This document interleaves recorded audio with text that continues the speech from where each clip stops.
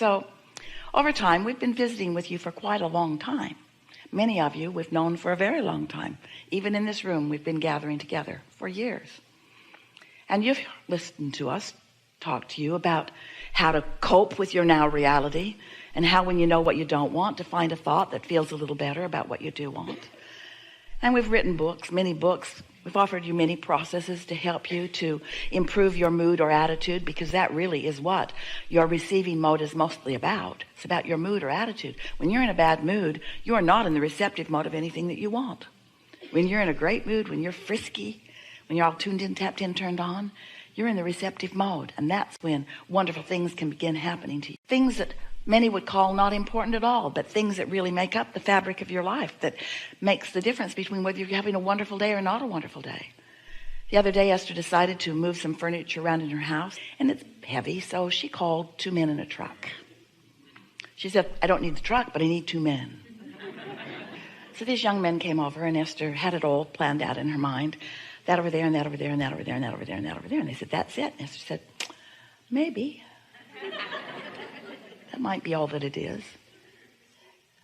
The day before they came, Esther had discovered something new in her house that she and Jerry bought in 2007, her new house, 10 years old, and she just figured the music system out. And it's awesome.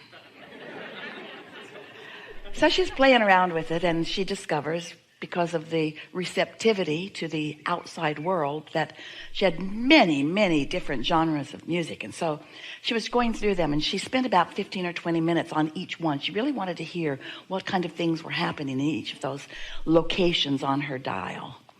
And she ran across rap. Boom. Oh, so exhilarating. So she listened and moved around, turned it on in all of the locations, every room in the house, every garden, under every bush and tree, out in the courtyard, down the driveway, everywhere. And there are dials all around the house so that you can adjust the volume everywhere. Up. Oh, intoxicating. The next day, these young men are there, and they're moving things around for Esther, and they're all having a good time. And they ask Esther, what do you do? And the young man said that he was going to go back to Alabama. And Esther said, why? And he said, because I'm a rapper. And Esther said, I'll be right back. It was all ready for them. She just pushed the button, boom. The entire neighborhood. His eyes got so big. And he said to Esther, well, what do you do? And Esther said, I'm a teacher. And he said, what do you teach? And Esther said, I teach rap. And then she admitted that she didn't teach it. She just really liked it. And then they had a wonderful conversation. And then she signed a book and gave it to him, and signed another book and gave it to him. And they had this wonderful conversation. And as he was leaving, he wanted to know which one should he read first. And Esther pointed to where she thought he might like to start. And as they were leaving, Esther didn't realize that it wasn't about moving furniture. It was about meeting someone. It was about thoughts turning to things, thoughts turning to things, thoughts turning to things, thoughts turning to things. Getting ready to be ready, to be ready, to be ready, to be ready, to be ready, to be ready. There is nothing in all of the world that Esther would have enjoyed more for that 2 hours that she was with those 2 men than what happened. And the thing that she is on fire about is how ready for them she was. Now, how does somebody get ready for something that's going to happen tomorrow? It's not really tomorrow. It's all in the vortex, and it's all now, and it's all in the process of becoming. And your inner being knows where you stand in relationship to everything you want, and where everyone else stands in relationship to what they want and to what you want, and how to put it all together. And when you are in the receptive mode, then you're just in the right place at the right time, receiving the thoughts that all fit together. There are so many who would call that coincidence, or just, and a coincidence, we would call it a coincidence. It's a co-creative incidence. In other words, it's when you're tuned in, tapped in, turned on, and so are they. And so the world is awash with those like you who are looking for cooperative components. And sometimes they're in the receptive mode and sometimes they're not. And sometimes you're in the receptive mode and sometimes you're not. But you could be in the receptive mode so much more. You could be experiencing so many, many more experiences where you're tuned in, tapped in, turned on. And what's drifting into your experience is not drifting at all. It's being deliberately calculated with precision that non-physical understands, with the same precision that keeps your earth spinning in its orbit in perfect proximity to other planets. We're not kidding you at all. You are cared for beyond our ability to describe it to you with these words. We just want you to know that you've created a vibrational reality that is ripe and ready for you. And with just a little bit of decision to quiet your mind enough that you can eliminate or alleviate the vibrational clutter that keeps you from being in the receptive mode. So all of these processes that we've written to help you move up the emotional scale. Processes when you're in despair to help you move up to at least revenge. Feels so much better than despair. But what we really wish for you is that you could every day sit for 15 or 20 minutes and find something that isn't very important to think about, like the dripping of a faucet or the ticking of a clock or the counting of your own breath or watching the flicker of a flame, something that requires a little focus but not enough to distract you much, where you focus until you feel your own detachment from the vibrations that bind you, your own detachment from the things that hold you in a state of dissatisfaction, your own thoughts that roll around in your mind all day, every day, that come to you so naturally by law of attraction. It's not happening because you're inappropriate in any way. It's not happening because you've done something wrong or because you don't deserve to feel better. It's happening because law of attraction is the master of momentum, and your vibration is where you last left it. And so if you've been having an argument with someone, or if you were at war about something, if you've been watching television and you're pushing hard against something, then you have an activation within you, because a thought is only as powerful as your habit of offering it. And your habit of offering it is all about the momentum of law of attraction. So that means those thoughts that make you feel bad when you think them, stop thinking them. All right? We've enjoyed this interaction immensely. So, but you can't just stop thinking that thought, can you? You can't stop thinking that thought because you're thinking about that thing you're not going to think about while you're thinking about not thinking about it.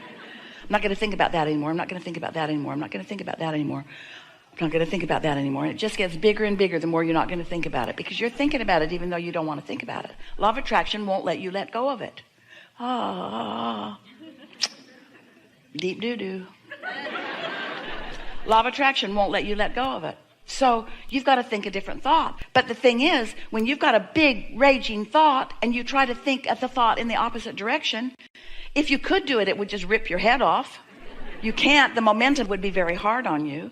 It'd be like a train going 80 miles an hour that way and then suddenly going 80 miles an hour that way. It wouldn't be good for anything in the train. And so it doesn't work that way. But you can begin thinking other thoughts. So we've suggested things like when you go to sleep at night, your momentum stops. And when you wake up, you do have a window.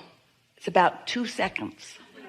A window where you can choose a different train of thought. But you usually don't. You usually wake up, look around, get reminded about what is, and go right back to that vibrational pattern.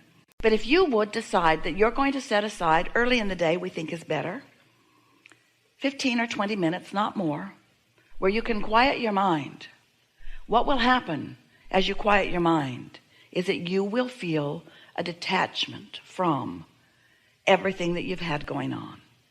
And after you do that for a day or 2 or 3 or 30, what happens to you is you reset your vibrational frequency. You put yourself in the vicinity of the receiving mode, and you begin having days unlike any days that you've ever lived before, because you've asked for it and it's already been given, and now you have found a viable path, a viable key to the receiving mode.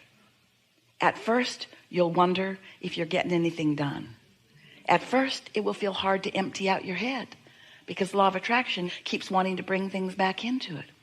But if you will just sit there, just softly, don't beat up on yourself, just breathe again, focus upon your breathing, let yourself feel the detachment from these thoughts. You will find yourself in a very short period of time in alignment with who you really are. And in that alignment, now here's the thing, when you first get in alignment with who you really are, it is logical that you would now know all that you know.